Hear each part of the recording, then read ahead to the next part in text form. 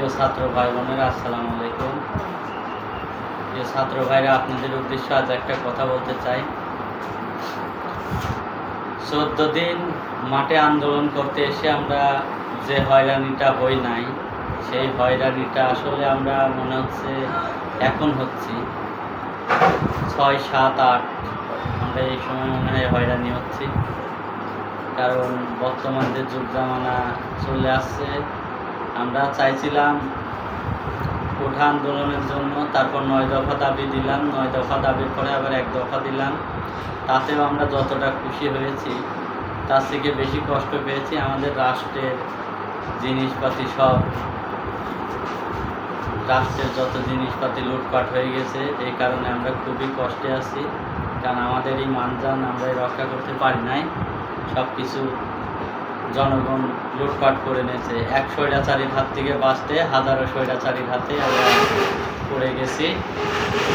এখন সাধারণ যে ভাই বোনেরা আছেন, সবার উদ্দেশ্য করে বলছি, এ দেশ আমাদের, এই দেশ রক্ষা করতে হইলে অবশ্যই রক্ষা করবেন। সারা বাংলাদেশে যেরকম আপনার আওয়ামী লীগের, বিএনপির ছেলেপেলেরা যারা ছিল, তারপরে জামাতের যারা ছিল, যারা যে সময় আওয়ামী লীগ ক্ষমতায় ছিল সেই সময় জামাতের লোক, বিএনপির লোক সব আওয়ামী লীগের পিছ ঘুরছে। এখন যদি বিএনপি ওঠে কি জামাত ওঠে, আবার সবাই তার পিছ ঘুরবে।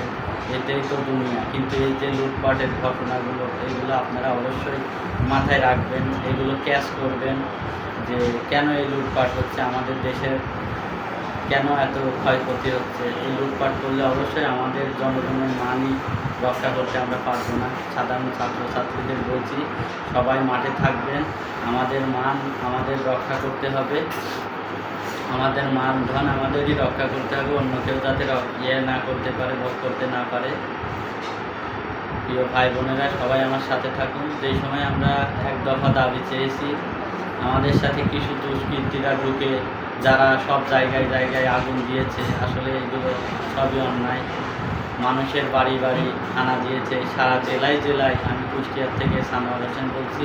আমাদের কুষ্টিয়া জেলায়ও এত প্রচুর পরিমাণ আপনাদের এত প্রচুর পরিমাণ আমাদের অত্যাচার হচ্ছে, যা জায়গায় জায়গায় লুটপাট হচ্ছে। আমাদের দোকানপাটগুলো, আমাদের এখানে বাজারঘাটগুলো, জায়গায় জায়গায় দেখা যাচ্ছে কাঁচামালের দোকান আছে, সেখানে লুটপাট হচ্ছে। যেখানে এমনি গার্মেন্টসের দোকান, এমনি অন্য অন্য আইটেমের দোকানগুলো, এখানে লুটপাট হচ্ছে। কেউ শান্তি মতো ব্যবসা করতে পারছে না। কোনো দেখা যাচ্ছে কেউ মনে মনে আওয়ামী লীগকে ভালোবাসতে পারে, কেউ মনে মনে বিএনপিকে ভালোবাসতে পারে, কেউ মনে মনে জামাতকে ভালোবাসতে পারে।